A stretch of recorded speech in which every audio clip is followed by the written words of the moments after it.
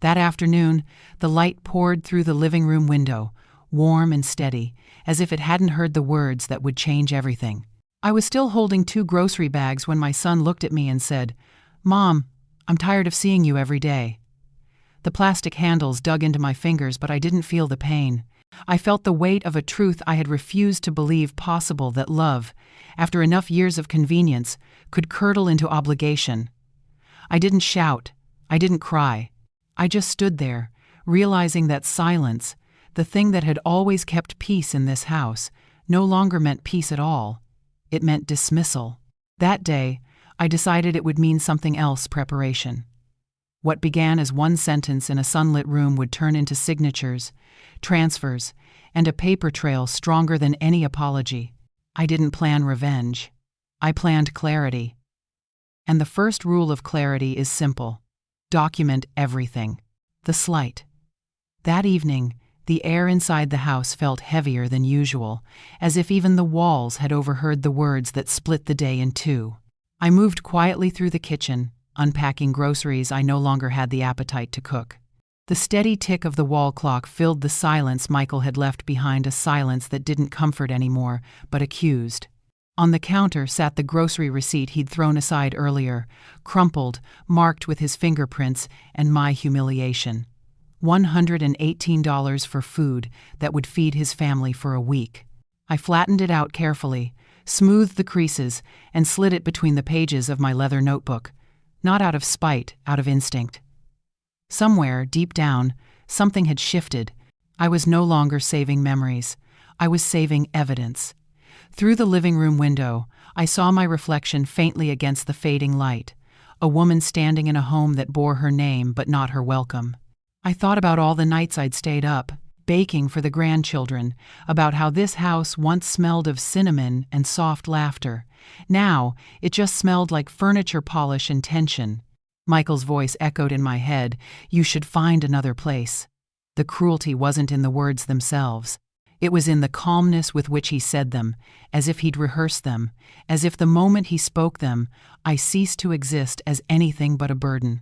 I went to my room and sat on the edge of the bed. The floral comforter his wife had replaced mine with looked perfect, staged like everything else in this house. My hands were trembling, not from fear, but from the slow realization of what I needed to do. For years I had believed that love meant giving without keeping count, that mothers weren't supposed to have ledgers, only memories. But tonight, as the darkness gathered in the corners of my room, I opened that same leather notebook I'd used for grocery lists and birthdays, and on a fresh page, I wrote the first line of a new chapter in my life. October 3rd. Michael asked me to leave my own house. The pen hovered for a moment before I continued. No argument, no tears, just acknowledgement. I set the notebook aside, turned off the lamp, and lay down. I didn't cry. I didn't even close my eyes for long. I listened to the faint creak of the floorboards, to the muted laughter from the living room, to the sound of drawers opening and closing. They were comfortable again. The problem me had been contained. By morning, the plan had started forming itself like handwriting I already knew. I made coffee early, the way I always did, and sat at the kitchen table with my notebook. The pen glided smoothly as I wrote each expense I'd covered since moving in. The new dishwasher, the garden tools, the tuition envelopes. I marked each one with a small check. Every check was a piece of proof, a quiet testament that I had built more than I was ever given credit for. At 8 a.m., I called Martha. My voice was steady, but she heard something different beneath it. "Liv, what happened?" she asked softly. "Everything," I said, "and nothing new, just finally clear." We met that afternoon at the little cafe near the bus terminal, the one where the waitress still remembered how I liked my coffee. 2 sugars, no milk. When I told Martha what had happened, her face hardened.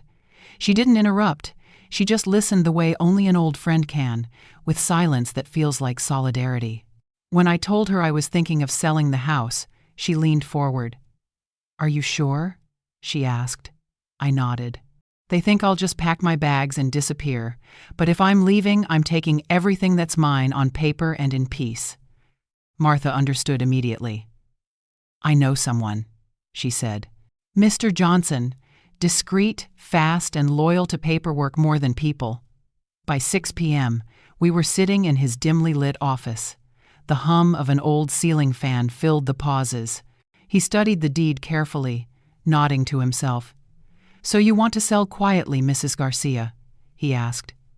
"I want to sell smartly," I replied, "and I don't want them to know until it's too late to stop it." He gave a small smile. "Then we'll move faster than rumor. I can find you a buyer by Friday." As I signed the preliminary forms, my heart didn't race, it steadied. The paper felt cool beneath my palm, like a truth waiting its turn to speak. That night, when I returned home, Michael was already in the living room watching TV, his face lit by the flickering blue light. He didn't ask where I'd been. He didn't notice the faint ink stain on my thumb from the documents I'd just signed. To him, I was invisible again, but in that invisibility, I had found freedom. Upstairs, I opened my notebook one last time before bed and added one more line. If they want space, I'll give them all the space they need between me and everything they thought they owned. The night was quiet. The house, for once, felt neutral, no warmth, no pain, just walls and air. And somewhere deep inside that stillness, I knew the next days would decide everything. Because when people mistake your silence for weakness, the only thing left to do is let the paperwork speak, the ledger of truth. The next morning broke pale and cold, the kind of morning where light seeps through the blinds like hesitation. I woke before the alarm, long before anyone else stirred. For a moment, I listened to the faint hum of the refrigerator, the whisper of wind against the windows, and realized the house no longer sounded like home. It sounded like waiting. I brewed a pot of strong coffee and opened my leather notebook again. The paper was thick, slightly yellowed at the edges, filled with notes and numbers from a lifetime of keeping things in order, receipts, reminders, and the quiet accounting of years spent giving.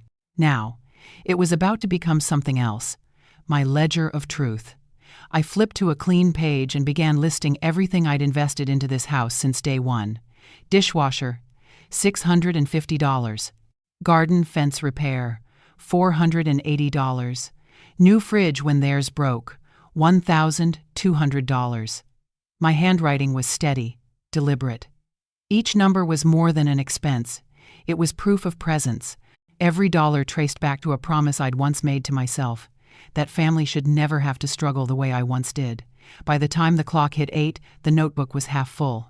I underlined the total, $47,380. The amount I had poured into their comfort, unacknowledged, unreturned. The number sat there in ink, absolute, unarguable. It was my story, written in arithmetic. From downstairs, I heard Michael's voice, groggy, casual, asking Emily if there was any coffee left. I stayed still, listening to their morning conversation drift through the walls. They were planning a weekend brunch with friends, talking about ordering a new couch, as if nothing had happened, as if yesterday's words hadn't cut the air between us in half. When Emily laughed, it hit me. They were already living in a world where I was no longer part of the picture, planning, spending, existing freely in the space I built.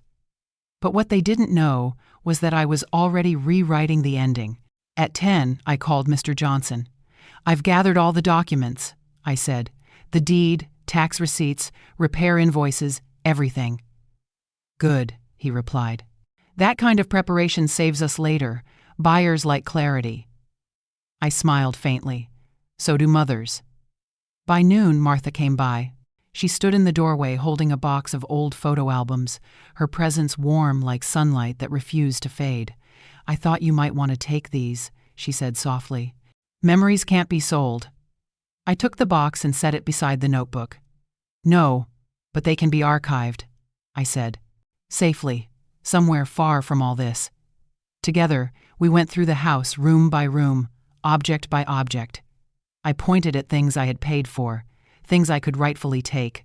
"That painting," I said, "the oak table, the ceramic set from Florence. All mine." Martha nodded, noting everything down like an assistant in a courtroom. It felt strange, almost surgical, cataloging pieces of my own life, but there was a certain calmness in the precision. Around 3 p.m., My phone buzzed. It was a message from Michael. "Mom, can you remember to pick up Sarah from school? Emily's got an appointment." For a moment, I stared at it, feeling the old reflex rise, the automatic yes. But this time, I didn't owe anyone my time. I typed back slowly. "No, I have things to take care of today." 3 seconds later, the little typing bubble appeared, then vanished. No reply. Martha caught the look on my face and smiled knowingly. "Small word, big power." "Feels strange," I admitted. "Like learning to walk. Again." "Then take your steps. Don't apologize for balance," she said. By evening, the light outside had turned amber, washing the house in a color that made everything look deceptively peaceful. I sat at the dining table, surrounded by files, printouts, and the faint scent of coffee. The numbers on my page no longer looked like expenses. They looked like boundaries. At 6:30, Mr. Johnson called again. "I've spoken with the buyers.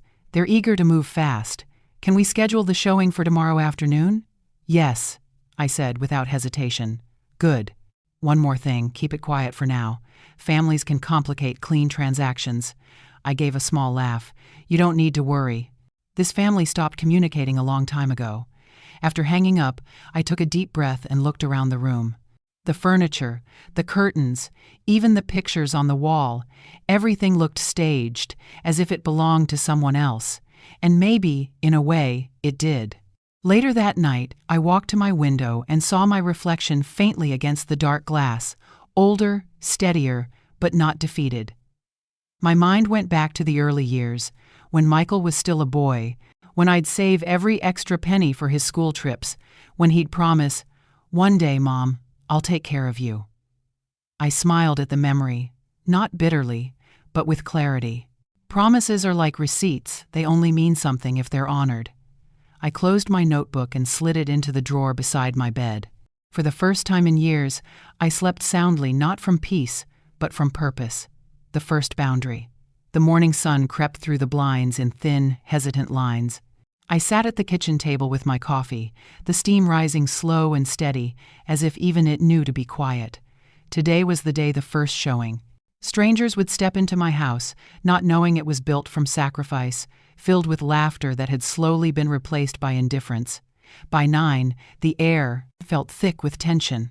I packed a few small boxes, heirlooms, jewelry, documents, things that didn't belong to the house but to me.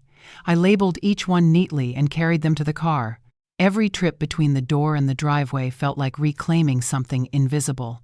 For once, every step I took wasn't for anyone else's comfort. It was for mine. At noon, I sent Michael a message. "I'm having visitors this afternoon. Please don't come home early." His reply came within a minute. "Do whatever you want." Short, cold, familiar. The words that once stung now steadied me. I placed my phone face down and exhaled. When Mr. Johnson arrived, he was right on time, punctual, composed. A man who understood how to handle delicate transactions. Behind him came the young couple. They couldn't have been more than 30, their faces bright with that early joy of imagining a future. The wife smiled politely. "It's a beautiful home," she said as they stepped inside. I walked them through each room, my voice calm and measured. "The floors were refinished last year," I said. "The kitchen has new appliances." They nodded, admiring details I had once chosen for my son's comfort. To them, it was just a house. To me, it was a history I was finally ready to release. When we reached the living room, the woman turned to her husband. "It feels warm," she whispered, "like somewhere we could grow old."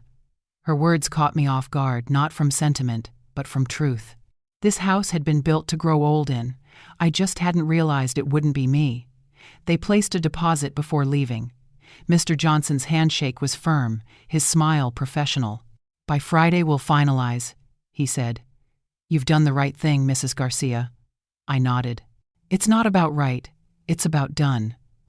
After they left, the silence returned, but it was different now. It wasn't heavy. It was hollow, like an empty stage after the curtain has fallen. I stood there, tracing my fingers along the edge of the dining table, the same one where I'd served countless family meals. It no longer felt like surrendering. It felt like letting go. That evening, Michael and Emily came home later than usual. They walked past the boxes without asking a single question. Maybe they thought I was reorganizing, or maybe they just didn't care. Either way, it suited me fine. Emily's tone was as casual as always. "Mom, can you watch Sarah tomorrow? We're going out." I closed my book and looked up.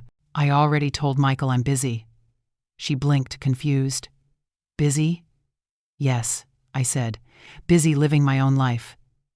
Her lips parted like she wanted to argue, but she didn't. She just turned and walked away. For the first time in years, I had said no, not out of spite, but out of self-respect. And in that small refusal, I drew a boundary thicker than any wall in this house. That night, I wrote it down in my notebook, said no, didn't apologize. The next morning, I woke early again, out of habit. The house felt colder, but not unkind. I made coffee, opened the window, and listened to the sound of leaves scraping across the sidewalk. Life outside went on, indifferent and constant. It was comforting. By 10, Martha stopped by. She carried pastries and that familiar sense of reassurance. "You look different," she said, setting the bag on the counter. "I feel different," I admitted. "Lighter. Boundaries will do that," she smiled. "They weigh less than guilt." We spent the afternoon labeling the last of the boxes and arranging transport to the storage unit. With each sealed box, I felt something inside me quiet down, not sadness, but closure. By evening, the sun dipped low, spilling gold across the floorboards. I sat at the table with my notebook, flipping through its pages. Receipts, signatures, numbers, my quiet army of proof. And in between them, small moments of awakening, written in looping cursive. Never confuse kindness with permission. Later that night, I heard Michael and Emily laughing upstairs. Their voices sounded distant now, like they belonged to another life. I didn't resent them, not anymore. Resentment ties you to the very thing you're trying to escape. I was done being tied. As I turned off the lamp, the house seemed to exhale with me, both of us aware that our time together was almost over. The forgery. The phone rang just after breakfast. The sound sliced through the calm like a blade. I wiped my hands on a towel and answered. "Mrs. Garcia," the voice said, deep and familiar. "This is Mr. Davis, your old lawyer." I frowned. "Mr. Davis? It's been years. Is everything all right?"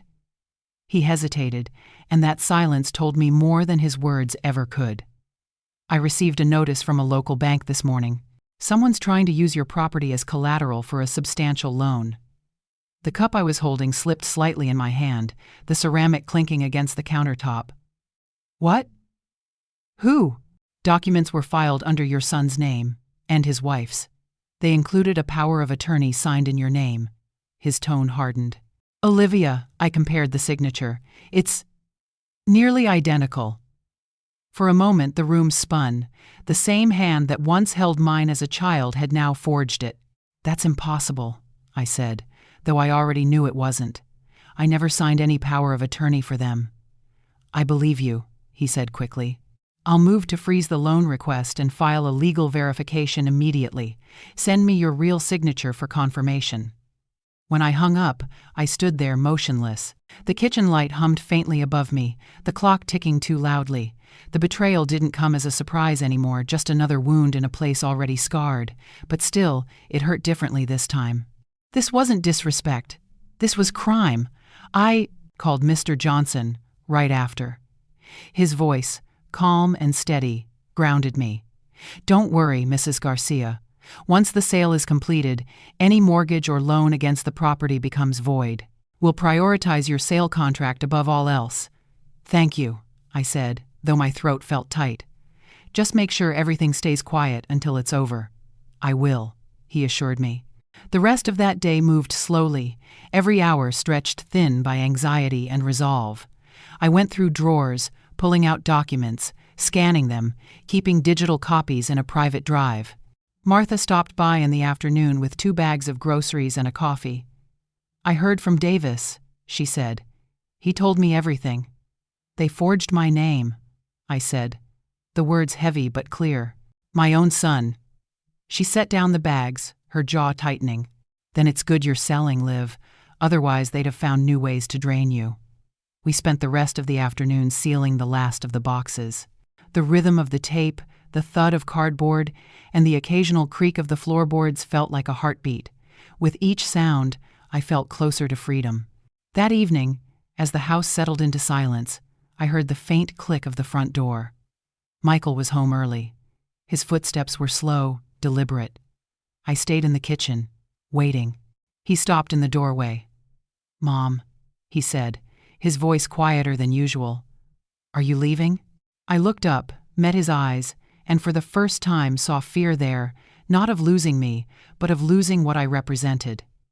"Yes," I said simply. He bit his lip. "You don't have to." I cut him off. "I've already decided."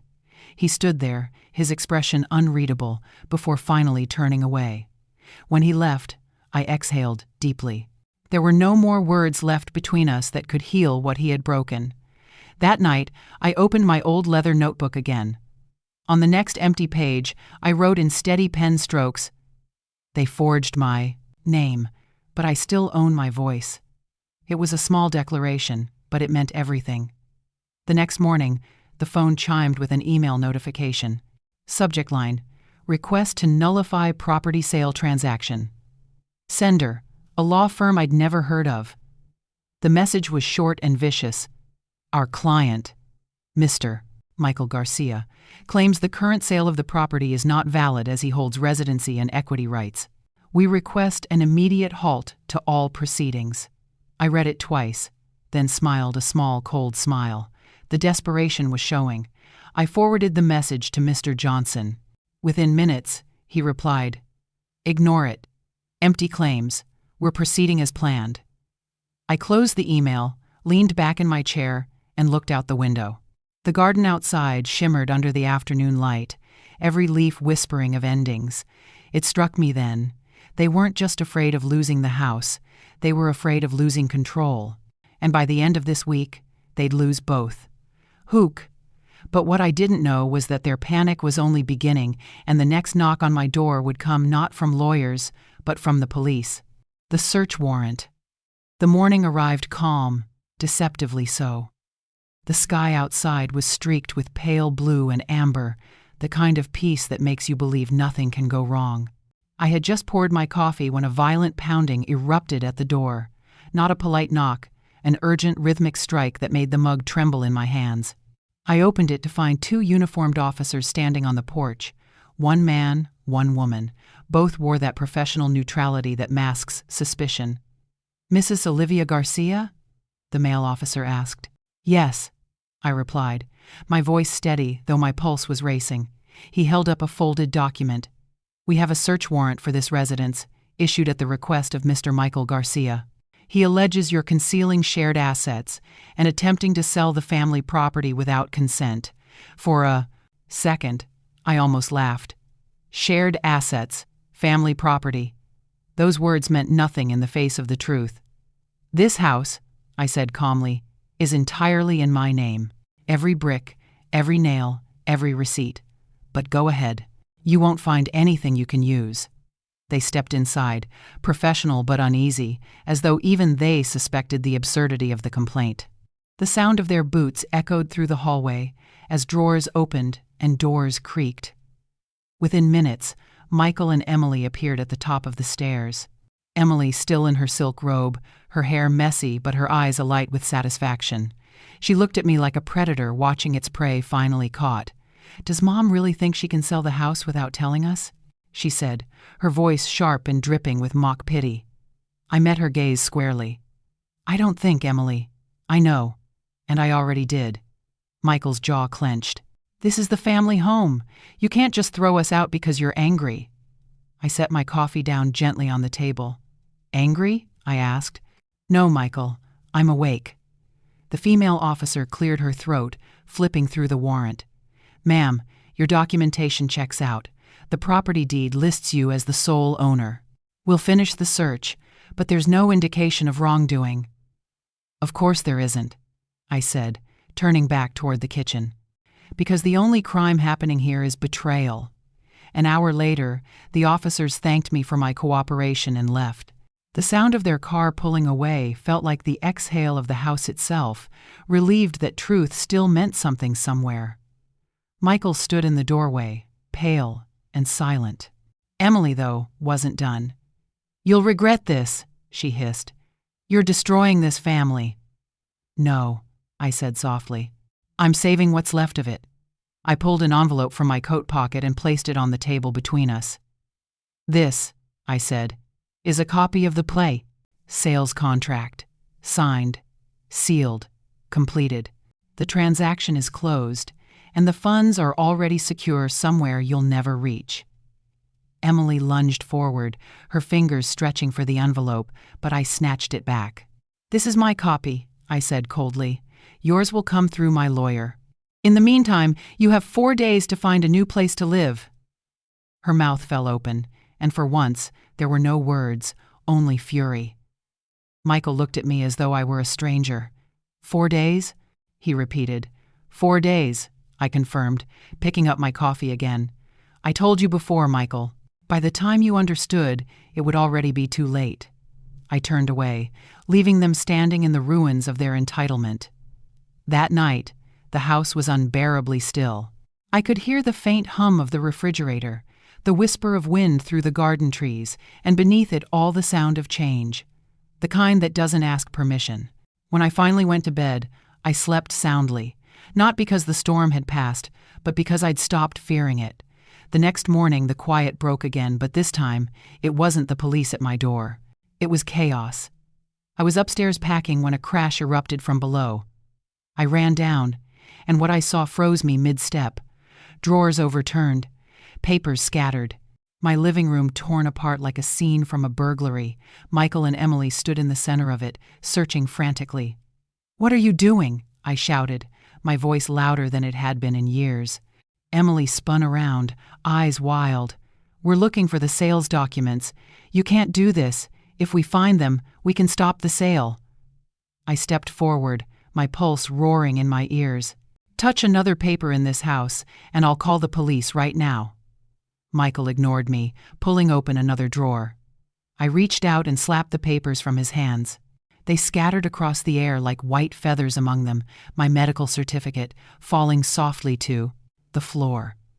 I stared at him, trembling not from fear, but from disbelief. "That's my medical record," I said quietly. "How low are you willing to go?" "Don't pretend you're the victim, Mom," he snapped. "You've changed. You used to care about family. Now all you care about is yourself." I let out a dry, humorless laugh.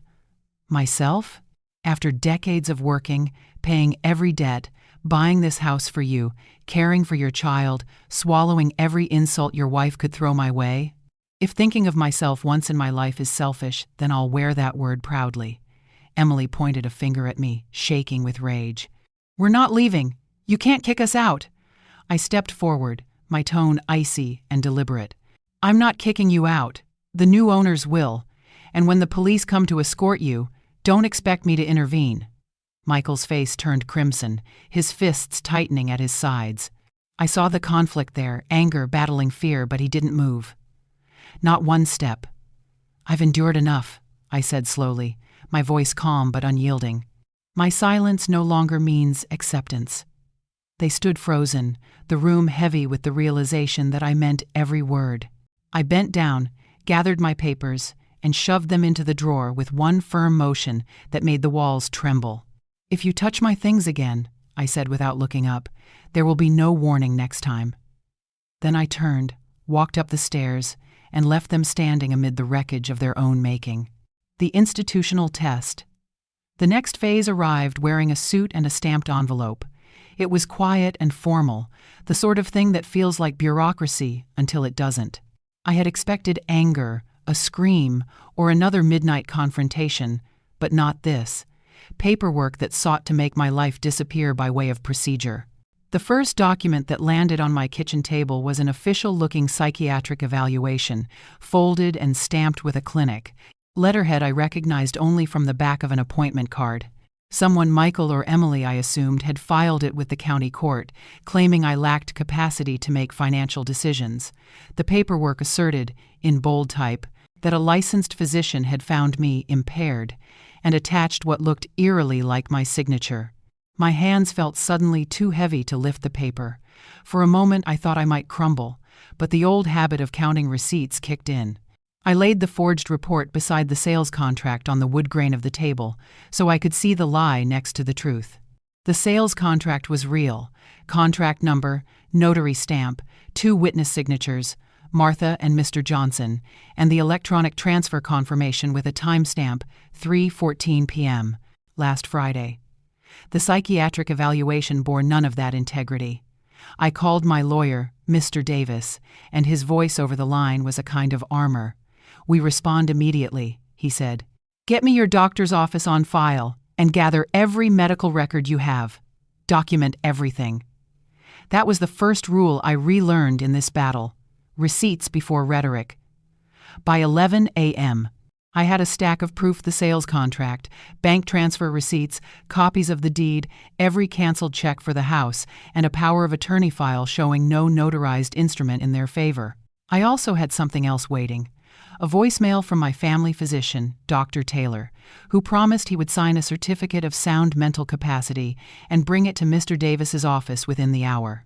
The certificate itself would become the foil to the forgery. The real signature, the clinic's red seal, the date-stamped office stamp, small, mundane things that would prove I had been lucid, that the so-called evaluation was a fraud. While the lawyer prepared the rebuttal, the next institutional test arrived in person.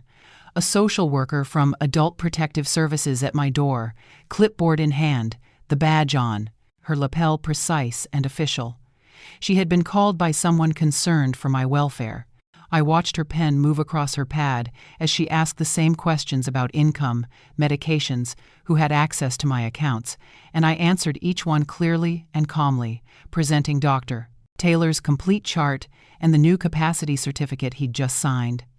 When she read the psychiatric evaluation, her expression shifted from procedure to pity to disbelief. "We see cases like this," she said quietly, "where family members weaponize the system to gain leverage." She promised to note the complaint as potentially malicious and to close the inquiry unless more evidence came in. Bureaucratic language, but it felt like an ally. "Silence used to mean peace," she said once, when I explained why I hadn't fought earlier, and I repeated the phrase in my head as if it were a mantra, because now silence would no longer be my refuge. It would be evidence of being complicit if I allowed them to keep speaking for me. Meanwhile, Mr. Davis filed an emergency rebuttal in court, a motion attaching Dr. Taylor's certificate, a notarized affidavit from me asserting my capacity, the original signed sales contract, and a sworn statement from Mr. Johnson confirming the timeline of the sale and the buyer's identity. We also included the earlier police report documenting the trespass and the photographs I'd taken of Michael and Emily ransacking drawers, concrete artifacts that showed intent rather than mere accusation. The clerk gave us a docket number and a hearing date within 72 hours, which felt both fast and too slow. In the meantime, the bank where the buyer's funds had been cleared placed a temporary freeze on the transfer until the court's direction, and that bureaucratic pause felt like a breath held in the throat of this whole mess. The second rule I embraced during this phase was to make the institutions work for me. Courts take paper seriously. Banks listen to codes, social services, log complaints, and when you feed the machinery precise documents, it turns toward clarity. I learned the hard way how many people assume paperwork is just formal theater. It is not. Paper can build a scaffold for truth. As the hearing approached, a new discovery arrived, a flagged attempt at my bank to open a line of credit in my name. The bank's fraud analyst called and read a list of discrepancies: different phone number, a forged ID, a notarized-looking signature that did not match their records. They'd blocked the application and preserved the logs. I asked them to save every email and every IP address used in the attempt. That night, I sat with the bank's printouts and the court docket and felt both exhausted and oddly fortified. Each artifact on that table was another nail in the coffin of their plan. But institutional tests do not only protect, They expose, too. When the county clerk called to confirm our filings, she mentioned in a hushed voice that she had seen several similar complaints against the Davis family from neighbors in the Magnolia District: strange transfers, hastily notarized documents, older sellers who later denied knowledge. I asked for names, and she connected me to one, Mrs. Herrera, who had sold her home last month and later reported feeling pressured during the transaction. I called Mrs. Herrera that evening, and she cried when she told me how they'd sent a driver, courted her with coffee, and brought a paperwork specialist who explained everything so fast she hadn't had time to read. Her voice trembled as she said, "They made me feel foolish for wondering." I listened and then recorded the call, another piece of evidence, and asked her to keep every paper she had. When the hearing came, the courtroom was quieter than I had imagined. It felt like a theater of reason. The Davis attorney argued that the sale was rushed to defraud heirs and that new evidence suggested I might be vulnerable. Mr. Davis, my lawyer, stood and presented the sales contract, the transfer receipt, Dr. Taylor's certificate, the bank's fraud reports, and the social worker's note. He played a clip of my recorded conversation with the lawyer who had served the temporary restraining order earlier that week. Her voice read the accusation aloud, and we had documented that too. The judge read, listened, and then slowly, deliberately denied the motion to stay the sale and ordered a formal criminal investigation into the alleged forgeries and the bank fraud attempts. Rain on the courthouse windows sounded like small applause. I walked out into the light and felt fragile and furious in equal measure. I had passed the institutional test. The court, the bank, the social services all recognized data as evidence and refused the emotional smokescreens. But the victory felt partial. The Davis family's network was broader than just one greedy son and his wife. It had tentacles lawyers on call, a notary who might be complicit, a nurse at the hospital who could be bought. The third rule I wrote down that week was this: expect escalation. If you win on paper, they will change tactics. Silence used to mean peace. Now it meant preparation. I slept badly that night, but I slept with a list of phone numbers in my pocket and a new certainty forming in my chest. Institutions could correct wrongs, but only when a person refused to let their story be replaced by another's paperwork. The hearing closed. The bank unblocked the transfer pending the buyer's identification, and an investigator was assigned to trace the forged documents. I walked home more tired than relieved, and yet carrying a strange warmth. I had learned to make the system my instrument, not my enemy. Hook, they thought the court decision would finish it all until a new phone call arrived in the middle of the night with a voice that promised the truth was deeper and more dangerous than any of us had imagined. The reckoning. It was close to midnight when the phone rang, a single vibration first, then a sharp tone that sliced through the stillness of my small apartment. For a second, I thought it was a mistake. But when I answered, a deep voice on the other end said quietly, "Mrs. Garcia, this is Detective Miller from the Sheriff's Department. We need you to come in tomorrow morning. It's about your son and daughter-in-law." I sat up in bed, every trace of sleep gone. "What happened?" "There's been a development," he said, his tone measured. "We've arrested a nurse named Sarah Miller. She worked at the hospital where you had your surgery last year. We believe she's connected to a larger fraud network, including Jessica and Robert Davis." My blood ran cold. "What does that have to do with me?" The detective's voice softened, but only slightly. "She received multiple wire transfers from Jessica Davis during the week of your hospitalization. We think she may have altered your medication dosage to prolong your stay so they'd have more time to move money and process paperwork." For a moment, I couldn't breathe. All the pieces that had once seemed like coincidences the days I felt unusually weak, the endless IV drips, the nurse who avoided my eyes suddenly aligned into something deliberate. "Are you saying they tried to— We're still gathering evidence," he interrupted gently. "But yes, Mrs. Garcia, it looks like they wanted you incapacitated long enough to finalize forged documents and possibly collect on an insurance policy." Insurance policy. The words hit like a physical blow. After the call, I sat at the table for hours, staring at nothing, the darkness outside pressing against the windows. When dawn broke, I opened my file drawer, the one where I had kept every letter, every hospital receipt, every document I'd saved out of sheer instinct, and started to organize. At 8 a.m., Martha drove me to the sheriff's office. Detective Miller greeted us with tired eyes and a stack of files in his hand. He led us to a small room, the kind where the fluorescent light buzzes faintly, reminding you that the truth is often ugly when it's finally uncovered. He opened one of the files and spread several sheets on the table. My medical records. Here, he said, tapping a page, is the list of your medication dosages. Look at the highlighted entries, unauthorized changes, increased doses, and new prescriptions added without your attending physician's approval. I looked closer. Every entry was initialed SM. She was supposed to monitor you, he said. Instead, she kept you weak enough to stay under their control. I swallowed hard. And the insurance policy? SM. He flipped to another document. It was my life insurance plan, or what used to be. Someone had changed the beneficiary 6 months ago.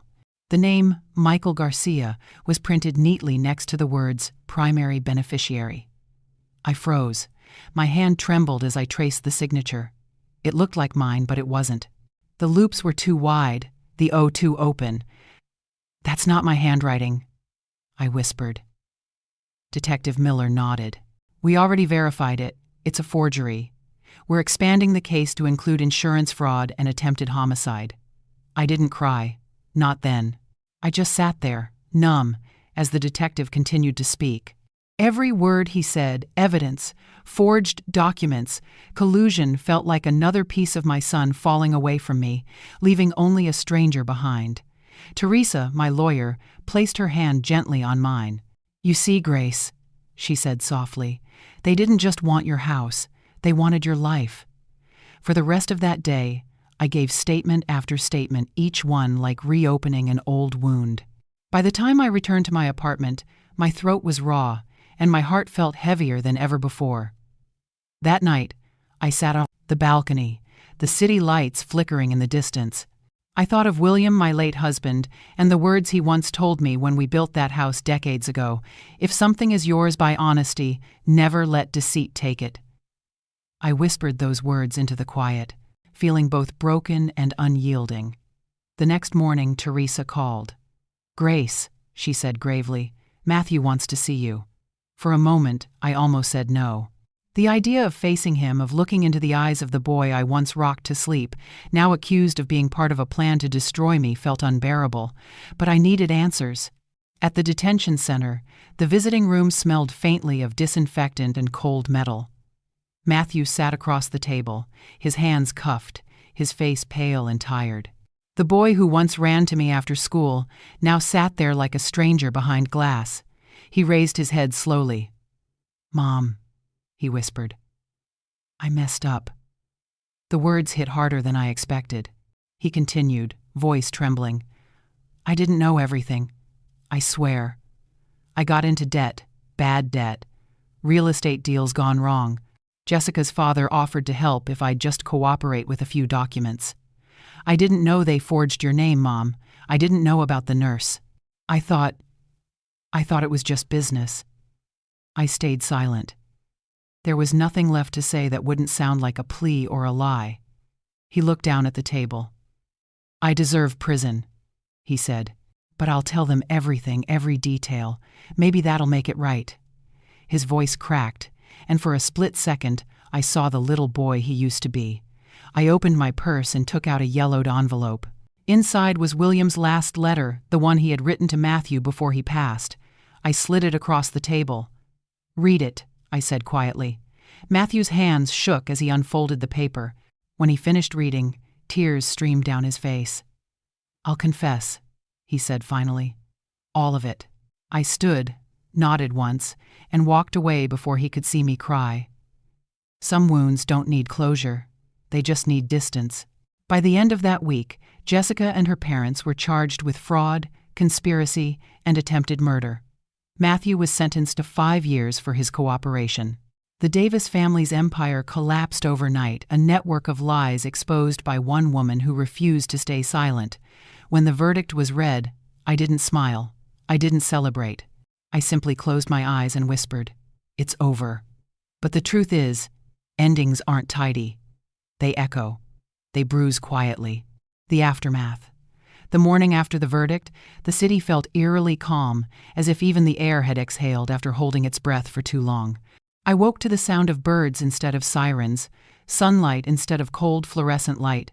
For the first time in what felt like years, I didn't dread the day ahead. The headlines told my story before I could even process it myself. Phoenix woman exposes real estate fraud ring family among the accused. I didn't read the whole article. I didn't need to. My truth was no longer confined to whispers or courtrooms. It was out in the open, undeniable. Still, victory felt hollow. The house on Magnolia Street had been returned to my name, its title once again bearing only Grace Marie Villalobos. But when I unlocked the door, the silence inside was unbearable. The walls that had once echoed with laughter and family dinners now hummed with ghosts. I stood in the living room where William and I had celebrated birthdays, where Matthew had taken his first steps, where years later he had told me to leave. The house had survived the storm. I wasn't sure if I had. I spent the next few weeks sorting what was left, not just furniture or papers, but fragments of a life. Each photo I rehung, each curtain I straightened, was like reattaching a piece of myself. Martha visited often, her laughter returning color to the grayness that lingered. Together, we repainted the kitchen. With each stroke of the brush, the stale scent of betrayal gave way to something gentler renewal. One afternoon, Mrs. Herrera from next door knocked on the door. Her eyes were moist as she handed me a tray of cinnamon rolls. "Grace, you gave us all our lives back," she said. "If you hadn't fought, we would have lost everything." I smiled faintly. "We fought together. You just didn't know it yet." Over the following months, the Magnolia neighborhood slowly began to heal. The empty houses once bought up by Davis Holdings were reclaimed, cleaned, repainted. The neighbors who had stayed behind formed a small community watch group. They invited me to join, but I had a different plan. It came to me one night as I sat in my garden under the soft glow of the porch light, the scent of roses heavy in the air, the same roses William and I had planted together decades ago. I realized that fighting back had given me something deeper than justice. It had given me a purpose. I decided to create a foundation in William's name, the Villalobos Trust, dedicated to helping elderly victims of financial abuse. Teresa became my first advisor, Martha, my co-founder, and Mrs. Herrera, our first volunteer. We started small, a few seminars at the community center, teaching seniors how to recognize scams, how to read fine print, how to say no without guilt. But word spread fast. Newspapers called, people came, and every time I stood before a room full of strangers and told my story calmly, truthfully, without shame, I saw something in their eyes: recognition, pain, strength. They weren't just listening to my story, they were finding their own voices through it. One evening, after a particularly long meeting, I came home and sat on the porch steps with a cup of tea. The sky burned gold and crimson, the kind of sunset that feels like a benediction. I heard children laughing somewhere down the street, and for a moment, I could have sworn one of the voices sounded like Sophia's. I smiled. Maybe one day she'd understand. Maybe she'd know that everything I did wasn't out of revenge, but to show her and every woman like me that silence is not the price of love. Inside, the house was warm again. On the mantel stood the framed photo of William and me, taken on our wedding day. His smile, as always, looked like a promise kept. I placed my hand on the frame. "We made it, love," I whispered. "We kept the house. We kept our dignity." Later that night, I lit a single candle by the window and watched its flame dance softly in the dark. For years, that light had symbolized waiting. Waiting for kindness, for apology, for justice. Now, it symbolized something else entirely. Freedom. As I closed my eyes, I realized something simple yet profound. Justice isn't revenge, it's recovery. It's reclaiming the space inside you that someone else tried to occupy. And though the story had ended, my life was still unfolding quietly, beautifully, and finally, on my own terms. Outro. If my story has reached you tonight, I hope you remember this: silence may protect peace for a while, but truth protects it forever. Tell me, if you were in my place, would you have stayed silent to keep the illusion of family, or spoken up to save your soul? Sometimes, The bravest thing a person can do is begin again.